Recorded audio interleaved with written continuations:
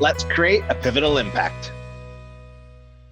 Hey everyone, Avery and Hannaberry here, and I have my dad joining me today for another episode of our series, A Youthful Take on Transportation. And today my dad walks me through 10 different components of the trucking industry. Well, let's get to it. Hey, thanks, buddy. How you doing? I'm super excited. Obviously, Avery and I are going to dive into kind of an overview of 10 different components that you could do if you entered the trucking industry. I think a lot of times people just in general don't really realize the amount of opportunities in industry when you're obviously operating as a professional driver. So Avery and I wanted to take a couple minutes and kind of go through it. So welcome to the podcast. Yeah, today we're talking about 10 components that they can do in the industry. And so, Dad, what would you say is the first component of the industry? Yeah. So before we get there, I think it's important to remember a couple things as we talk about this conversation. So first off, class of license will differ depending on Western Canada, Eastern Canada. So we're obviously in Western Canada.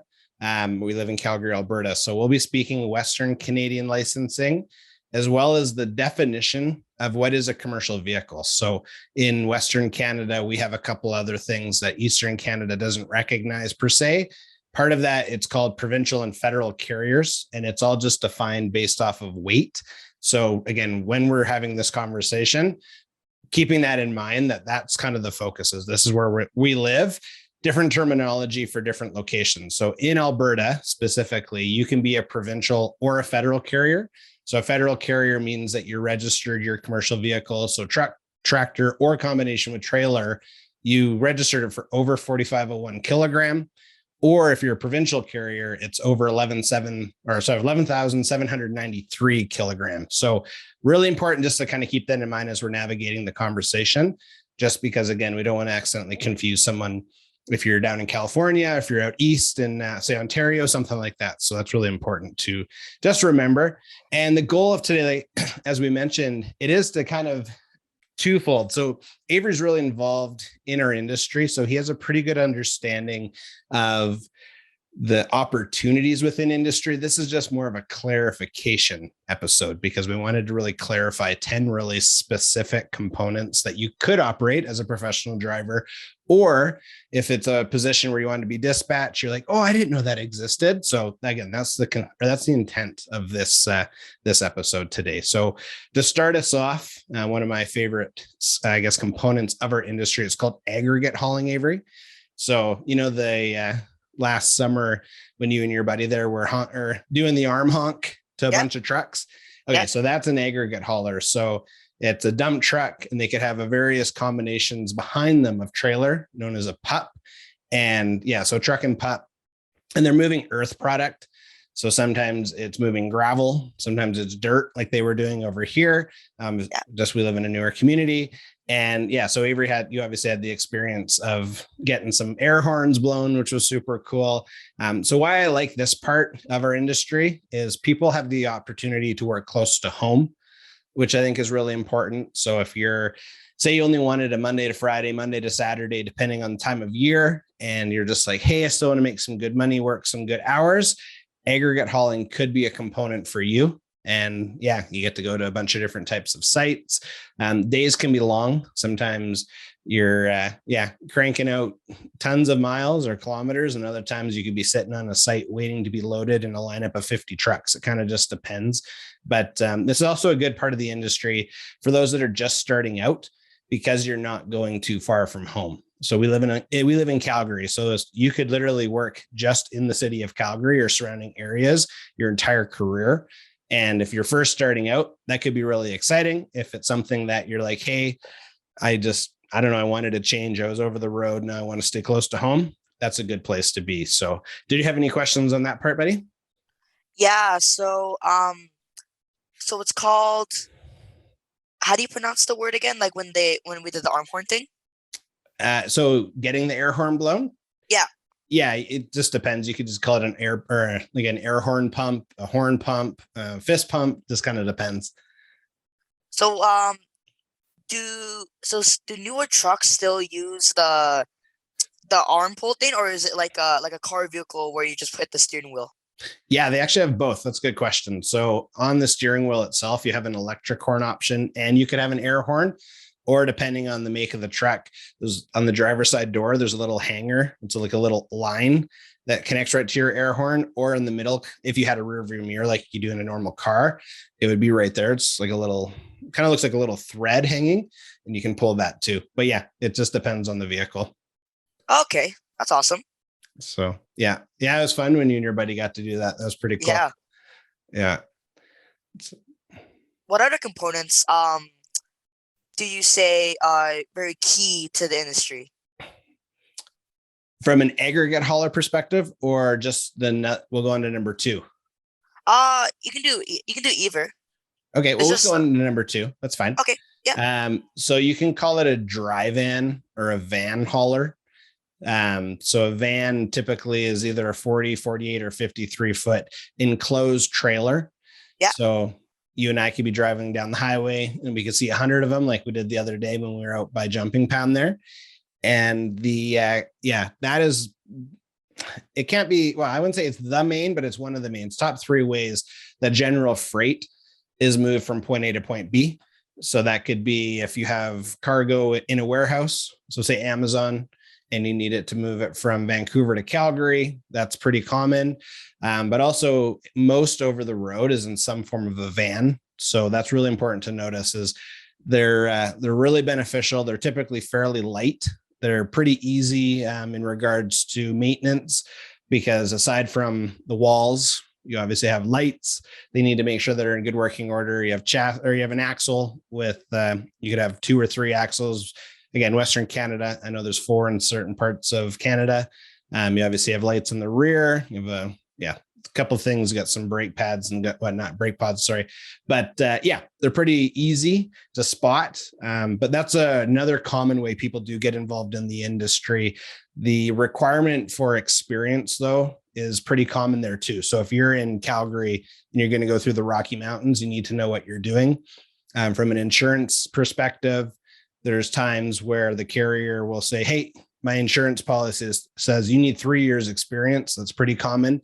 So obviously, if you just got your class 1, you're going to need to find a carrier that either doesn't have that requirement, that has an onboarding process, and they're self-insured typically. So that way you can get into it right away. But yeah, that's like one of the top 3, if not top 2 ways that general freight is moved across like land on tractor trailer type combination. From a pay perspective, you kind of have a couple of things going for you. So sometimes it's by the mile. So depending obviously on the outfit, you can get paid really well or not so well. You do have by the hour, and then some carriers will also pay something called wait time. So if you're waiting at a retailer to get offloaded, then you can get paid, while you're waiting there for some. But yeah, there's definitely challenges too. You're faced with weather, traffic, construction, all those good stuffs when you're out on the road. But all in all, it's a really good part of our industry. We're obviously really involved in that part of it. But yeah. That's pretty cool. I had a question. What's the difference between like different classes? Like there's class 1, and then there's like the other one. So what's the difference? Yeah, so class 1, you can operate any vehicle on the road basically except a motorcycle, unless you have your class 6. Class 3 is you have the ability to operate like a commercial vehicle, or really any vehicle that you have to have your air brake endorsement, I should add. But you just can't haul certain types of trailers. So if it's an electric brake trailer, like our neighbor has that camper next door, that's fine. But you can't haul air trailer. Class 2 is a bus. So like your school bus driver would have a class 2, most likely, just because of the size of it. Then you have class 4, which is taxi, limo, and I think smaller bus, if I'm mistaken. And then a class 5, like what mom has, where you can drive just a passenger car. So those are kind of the different licenses that we have here. And so far, everything I've described, you would require either a class 3 for an aggregate hauler if you're just a dump truck, no trailer, or a class 1. Okay, so it's just like so each class is just like you can operate a certain type, or you can operate different vehicles. Yeah. Okay. Yeah. And again, that's Western Canada. So I know in different parts of the States, it's based off of weight. and they don't call it class ones in some areas. So, but yeah, there's a difference for sure. That's pretty cool. So what would you say is the first component of the industry? Yeah, this is probably my favorite component. It's called equipment haulers, and that's the cool stuff where you're anything that you can imagine that can go. Normally, it's on a type of like a flat deck, a step deck, a rolling axle, depending, or traveling axle, I guess. But yeah, there's tons and tons of trailer combinations that you can use, and some of the best stuff that you see on our roadways, in my opinion, are equipment haulers. They definitely have to have strength, finesse. They have to be creative, but they also really need to understand the law. Because if you have, say, like you know what an excavator is, right? Oh yeah. Yeah. So if you're hauling a really, really big excavator, cargo securement, it's all based off of weight, length, width, that kind of stuff. So there's certain laws that you have to follow to ensure that piece of equipment doesn't fall off. And yeah, the equipment haulers, in my opinion, hats off because of the fact that they get such a wide variety of combination. You need to make sure you know how to tie it down properly, but you also need to know how to navigate the road. So if you have something that's really wide, so a typical trailer is about 8 feet-ish wide, and it could be up, the total height could be legally up to 13 foot 6. That's legal height. More often than not, it's about 12 feet.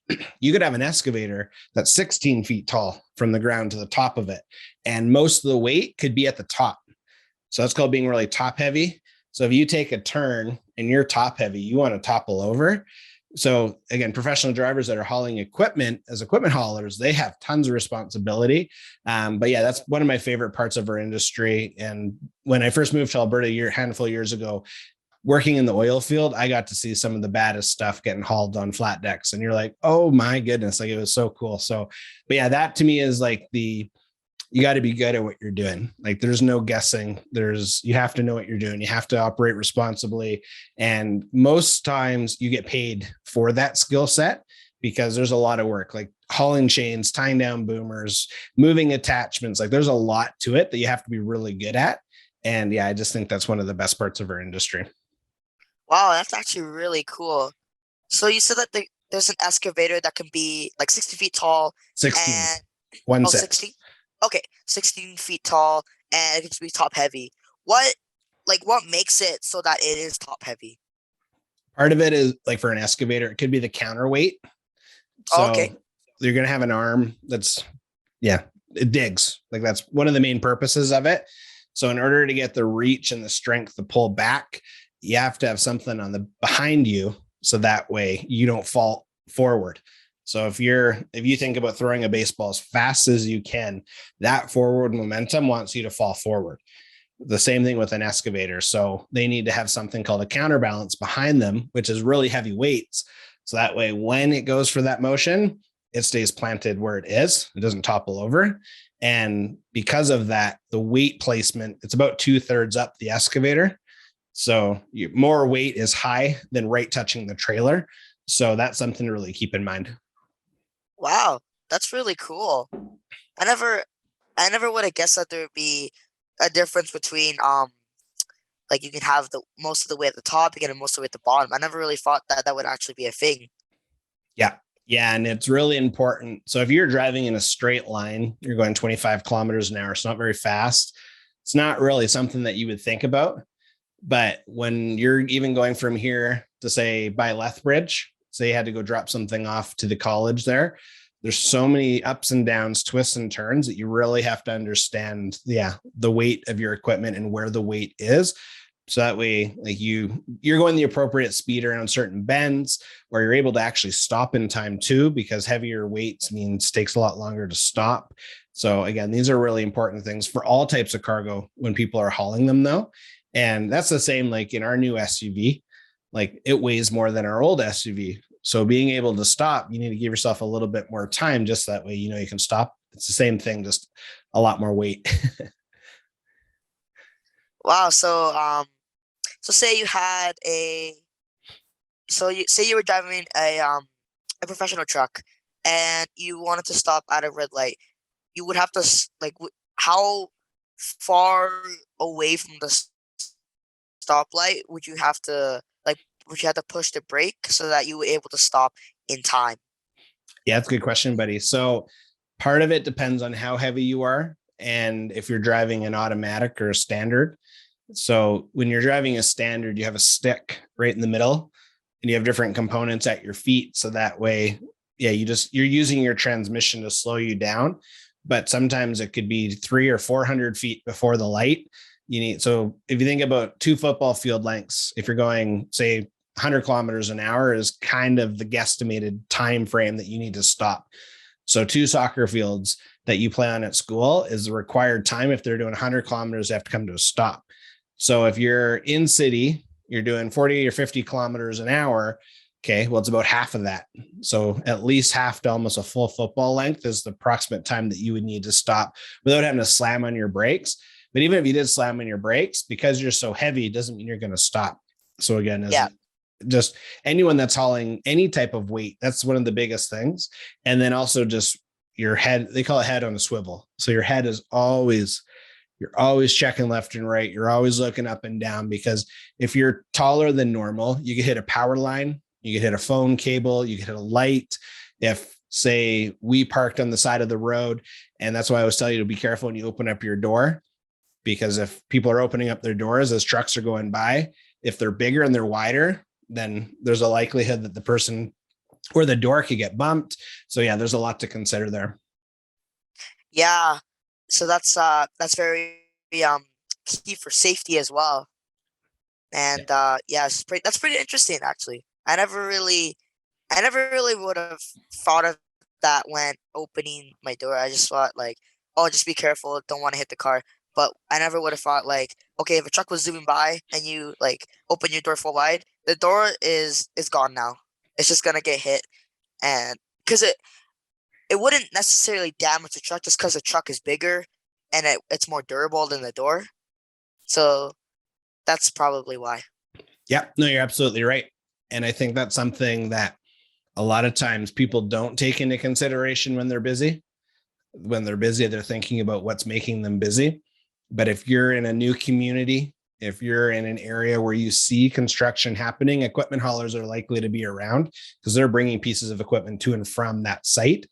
And if you just flung open your door because you're thinking about something totally different, yeah, you could potentially hurt yourself. Obviously, the car door could be ripped off and a lot more. So yeah, it's a super important component to consider. Wow, that's really cool. So what component are we on? Are we on the 5th? We're on the 4th, yeah, and that's flat deck trailers. So a flat deck is a little different than equipment hauler types of equipment. Typically, a flat deck, they don't have, it's just straight. So you can have 40 foot, 53 foot, kind of just depends on the length of the flat deck trailer. But more often than not, they're used for saying, drywall that's inside the house or lumber that was used to build the house. They're really dominant in moving those. They're used to move containers. You could obviously put pieces of equipment on them, but they're typically a little higher. So like when you're a flat deck hauler, you could have trailers as low as 2.5 feet off the ground because it drops. Where a flat deck, it normally stays flat. It could be, say, 4.5 feet off the ground, just kind of depending on the tire size. So those are really useful though, because we have so many commodities in our supply chain that get moved all the time. And you watched it when we built our house, the amount of different pieces that just, oh, that got delivered. Oh, that got delivered. Oh. And more often than not, it was on a flat deck trailer because of the fact that they're so useful. And same thing, shout out to all professional drivers that operate flat deck because of the combinations. You need to understand straps, cargo securement, working load limits, chains, weather. Like it could be really windy and you have to put a tarp on, and then it basically just acts like an unwanted parachute. So instead of using a parachute like you normally would, it takes you, and there goes your tarp. So there's a lot to it. And that, similar to dry van, the pay structure can vary. In my humble opinion, flat deck haulers need to make more because of the cargo that they're always tying down and the responsibility of the cargo. So that's just my honest opinion. But yeah, there's a huge skill set that has to go into the flat deck haulers as well. Wow, that's really cool. So the flat decks are the ones where it has like a long, it's like the back of the truck is like really long, and then like that's like the kind of trucks that would put lumber and drywall and stuff on, right? Yep. Yep, that's right. Yeah, and that's another part of our industry where depending who and how far you go, if you're first out of your training, like if you first got your class one, there are opportunities there too. Say Roof Mart, Home Depot, those type of companies, they don't always require, and I'm just name dropping for examples, but they don't always require the minimum 3 years. Part of it's training, on the job training, and then part of it's distance traveled. And if you're going all over North America, it's very different than if you're staying in the city limits. There's different things to consider. If you had a blown tire, it's a lot easier to get a tire guy in Calgary than it is halfway to, say, Manitoba or something like that. So Yeah, those are things to consider too. that's really cool. And yeah, that's really interesting because there's so many different types of trucks out there. There's trucks with containers on the back. There's trucks that carry animals in the containers, but they have the holes in them. And there's also the flat decks. And yeah, there's dump trucks as well. There's many different types of trucks out there that are just very unique. Oh yeah.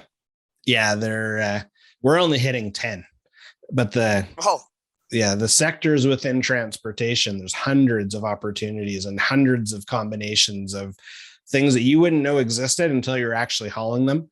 And I know we're on number 5 right now, which I labeled as local operators. So again, it's really important to go back to what is a commercial vehicle.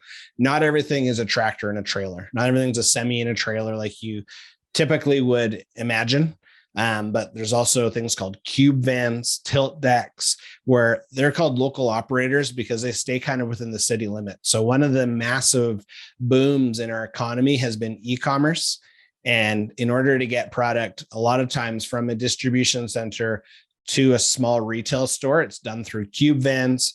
So that could be like the size of like a small school bus to a big school bus, just kind of depending.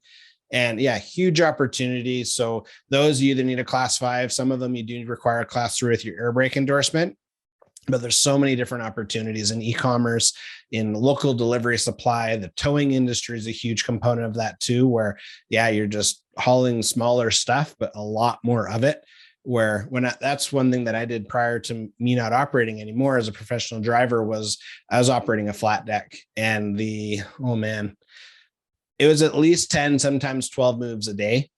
And the distance depended. It could be right around the corner, or it could be like the different city altogether. But yeah, that's where I spent a little bit of time too. And it was fun. Like it's just so busy. But yeah, that's another really good entry point because of the fact that you have so much hands-on training, because you have to know what you're doing. Otherwise you're going to break stuff.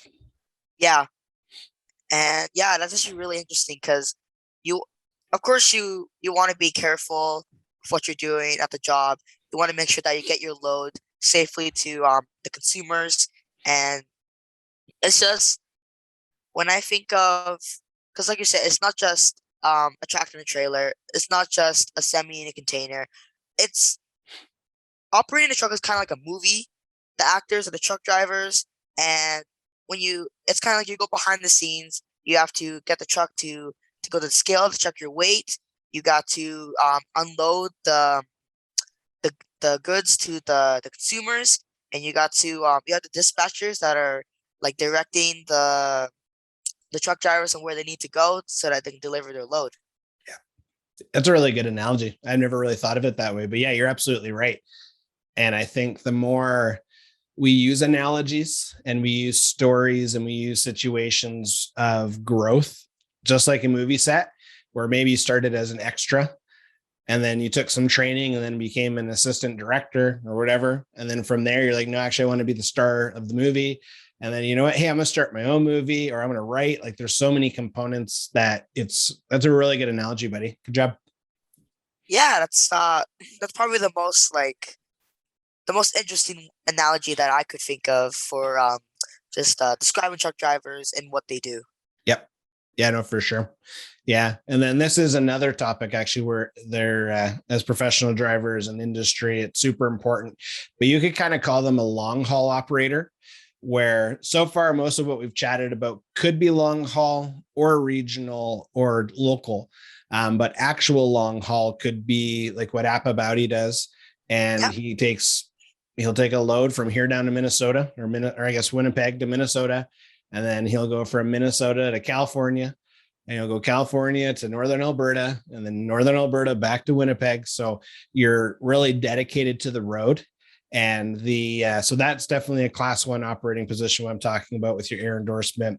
And there's so many things to consider. So first off, operating just in Canada is one thing. There's a certain set of rules you need to know. Obviously, we use terms like kilometers and meters.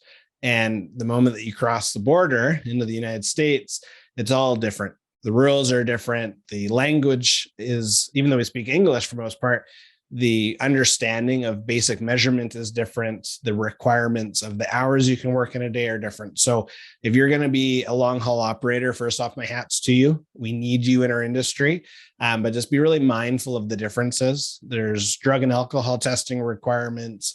There's just a lot of different type of stuff. What you can even have in your truck differs between Canada and United States. So there's just a lot of responsibility. But ultimately, the life on the road can be really exciting.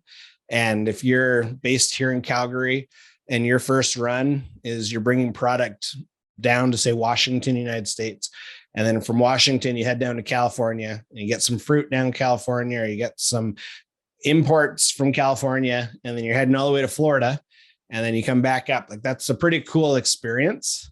So yeah, those that do it, great job. Just a couple things to really be mindful of is pay structure. So you want to make sure that you're getting paid for what you're doing. That's really important, obviously, as well as making sure that you have a recovery plan. So if you blow a tire, what do? If you need fuel, where's your next fuel stop? That kind of stuff. Just that way you have peace of mind while you're operating over the road. That's pretty cool. You said that um that if you need to replace a tire on your truck, you'd have to go to a mechanic.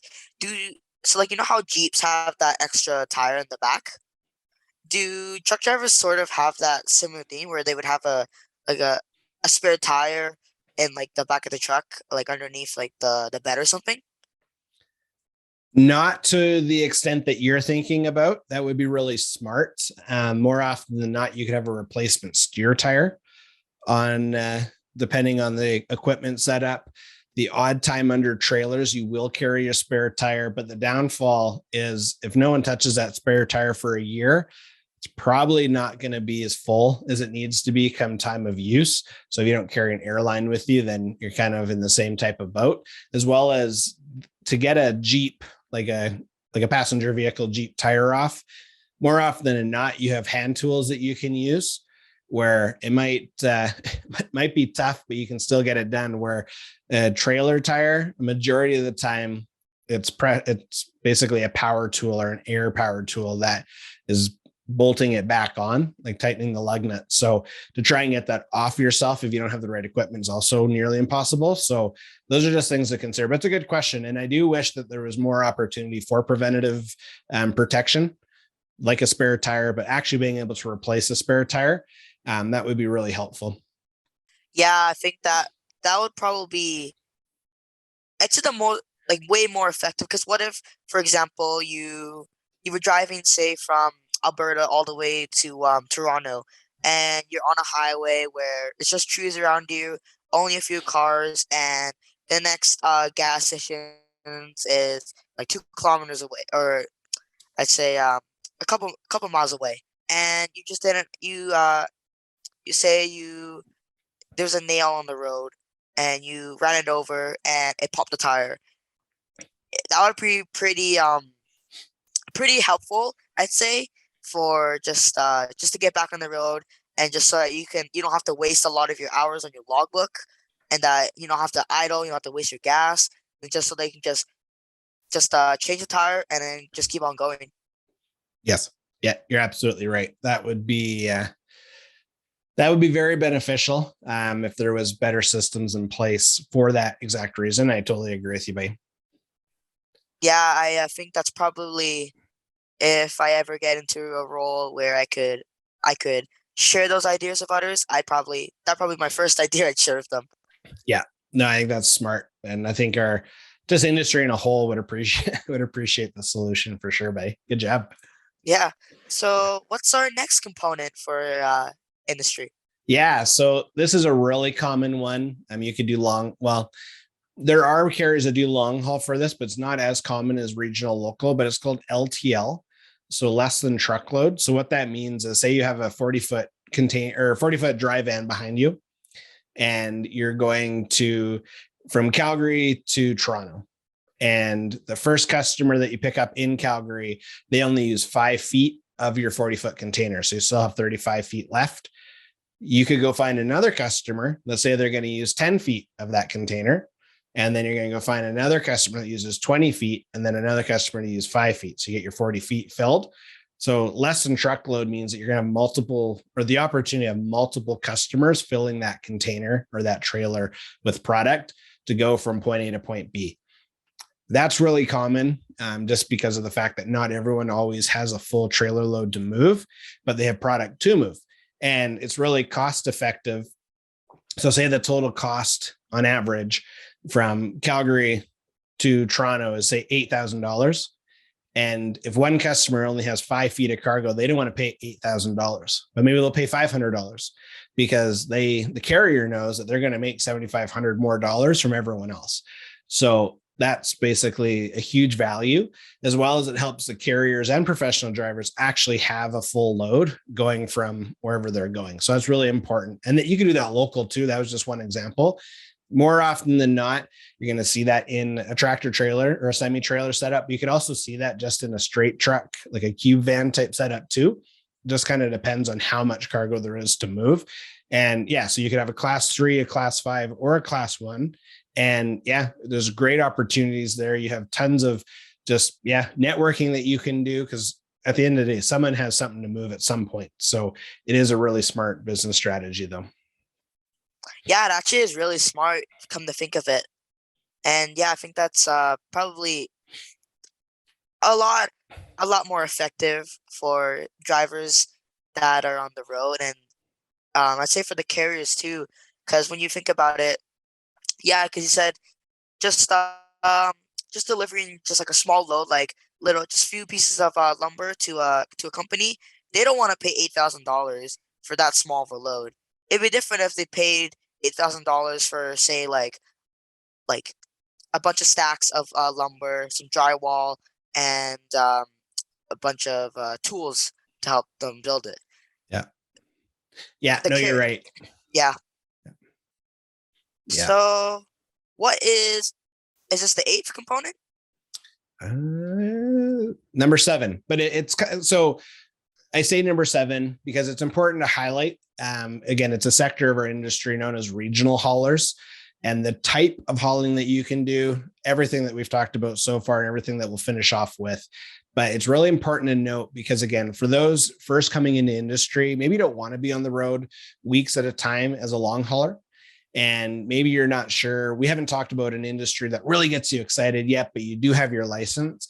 Regional haulers, there's tons of stuff that you can do. So you could typically go, say, a 300-400 kilometer distance a day and then home, kind of depending on where is home. You could be hauling agriculture. You could be hauling furniture, moving trucks, dump trucks, metal recycling. Like, there's so many different components, but I wanted to make sure that we added it into the conversation because of the fact that it's really an attractive model. Typically, a lot of the loads could be paid by the hour because of if you're working for a company and you're hauling their own equipment, that's pretty standard. So that's a real big benefit, as well as, say, you have kids in school and you're trying to figure out, okay, well, if Avery's off school at 3:45 by the time he's home, and if I started at 6 and I'm off at 2:30 or 3, okay, now you're just figuring out is the morning time, making sure Avery gets to school, okay, that kind of thing. So that's a huge benefit. Typically the companies that you're working for too, if it's asset owned, you're making a fair wage because you're a business serving a business, and you're not just always looking for product. So there's a huge advantages for being a regional hauler as well. So regional haulers, is there federal haulers too? Yeah, so long hauler would be more of you kind of have 3 buckets. You have long haul, regional, local. And okay, yeah, so we talked about the 2. So the regional, it's just it's an attractive component, as well as from retail, as more distribution centers strategically are built, it's in the long run, it's a lot of money to build a warehouse, but in the Yeah. long run, you get your product faster with potentially less accidents, less fatigue, higher driver retention, just because of all those bonuses I talked about. Wow, that's really cool. That's actually like that's very I don't it's very interesting. Just I don't like it's so like mind blowing for me. I don't even have another word to say for it. So that's actually really cool because also you you said like you want me to get to school safely, and you say there's kids in school, and you know he's at school, and it's just the morning part. It's all whenever I think of the professional drivers and the industry itself, it's always about people and the people being safe. You always want to make sure that when they're delivering a load to a company, that they want to get the load there safely, and that if there's like a massive snowstorm or a thunderstorm, they wanna get a safe place to rest so that they can continue their journey to the company the next day. Yeah. Yeah, you're absolutely right. Safety is number one. And we're like at the Truck Focus podcast, we're big components, big advocates for professional drivers. And we're, anytime we can talk about something, inform, educate, and empower people to make decisions that fits their lifestyle while maintaining a profession in our industry, it's a win. And that's, again, the value of today's conversation is we're highlighting different components. And like I said, there's hundreds of opportunities that we could dissect. We just don't have that much time. So good. Yeah, that's really very interesting and very good component for the industry. So what's our next component? Yep. Yeah. So number 9 is the tanker hauler. And this is a massive combination as well. Obviously, we're in Alberta. We're very pro oil. So we're really grateful anytime we see fuel haulers. You have different crude type material that gets moved. Any type of liquid waste typically has something to do with natural resources, which we're big component or big advocates for. So that's really good to see. So you can see fuel haulers like we've seen countless times at fuel stations, all the way to milk. You got milk haulers. There's a really good carrier just out of Chilliwack that I see their equipment all the time. Nice blue trucks, shiny chrome trailers. And I'm always like, yeah, good job. So, but yeah, tanker, it's a different type of responsibility, similar to the equipment haulers that I talked about earlier, because there's more often than not, you need specific training on the product that you're moving, but also you need to be comfortable with the whole process of when it's a liquid in a trailer. Cargo securement is basically the trailer, and there's certain basins. Basically, you have these like half stoppers in your trailer, so that way liquid doesn't go like this as much. But if you're traveling and you have to stop really fast, you could have 40,000 pounds of liquid go and push you because it's just like a wave, and you create that wave, and that wave is a lot stronger than your braking system. So being mindful of what you're hauling. Part of it, yeah, is definitely understanding the risks that come with braking. Turns is another one because liquid's always moving. It's not frozen when they're hauling it. So yeah, just being mindful of that. But again, hats off to professional drivers out there that are operating tankers. I think it's phenomenal. Big part of our industry. And yeah, they're so intelligent, like just their ability to understand regulation, navigation, like route planning, everything. It's just phenomenal. So yeah, really well done. I have a question. Would freezing the liquid actually help it, or would it just stop? Or would it just like just affect it more? So from a receiving standpoint, it would take forever to unfreeze the liquid.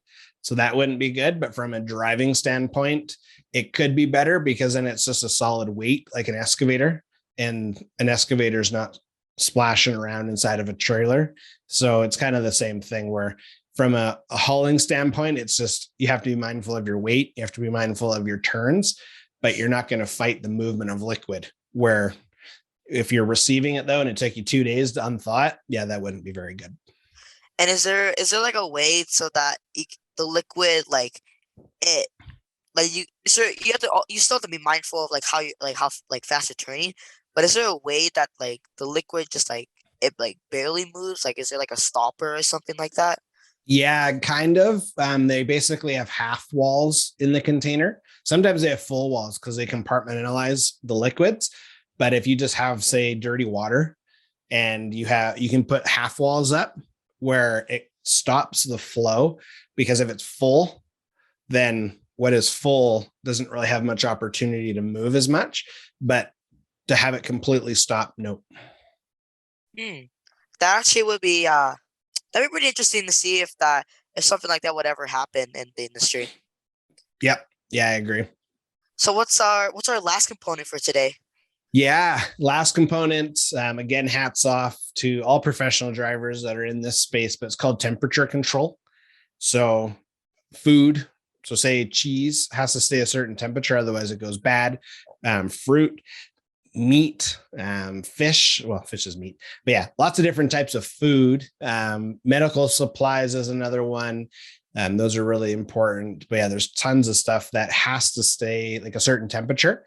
So there's a reefer, which keeps things cold, heater keeps things warm, and there's just so many like different types of equipment out there to manage that temperature. So when you're a professional driver or you're the carrier hauling like temperature sensitive goods, there's a lot of responsibility. Same with liquid, same with the equipment. So maybe you're not as concerned once it's strapped in. So typically it's inside a container or trailer. There's cargo securement in place, your straps, and you got maybe it's airbags, that kind of stuff. You're less concerned about that. You're more concerned about making sure that the temperature doesn't fluctuate. So the equipment that's keeping the temperature, that temperature, it's working. That's important. Fueling is important, but being mindful that you're using a proper ladder or some form of climbing equipment. You're not just trying to hang on with two fingers while you're filling it up with diesel. Those are important things. But yeah, temperature control, that's one of the major hauling components, just like dry van, because we move so many like pieces of food, obviously, in boxes and stuff that have to stay frozen. Otherwise they go bad. So could you imagine a warm truckload of ice cream going down Calgary? That's what you're making sure doesn't happen. It's just milk now. Yeah, exactly. And again, that doesn't have to just be in a trailer. That could be in a truck as well. Like the ice cream truck is reefer controlled because they have obviously coolers and freezers inside the truck. But yeah, you could have anything from a class 5, class 3 to a class 1 again as well. So when you need to control a certain temperature, does like the container have like a giant, or it's like, is a container just like a ginormous freezer for something that needs to be cold? Basically, yeah. Yeah. Yeah. Just like the one we have in the garage. And it's just like, and it's the same thing for the heaters too. Yep. It's just like just a bunch of heaters, just making it so that say it needs to be warm for like medical conditions or something like that, or it needs to be lukewarm that it just stays like at a certain temperature. Correct. Yeah. Yeah, it's pretty awesome. So yeah, thanks Dad for teaching me a lot. I actually learned a lot today from just the different components about the industry. And yeah, just thank you to all our listeners for checking out the podcast today. And if you are new to the podcast, please make sure to subscribe to us, and so that you are notified for any new episodes. And as always, let's create a pivotal impact. Bye. Bye. Good job, buddy.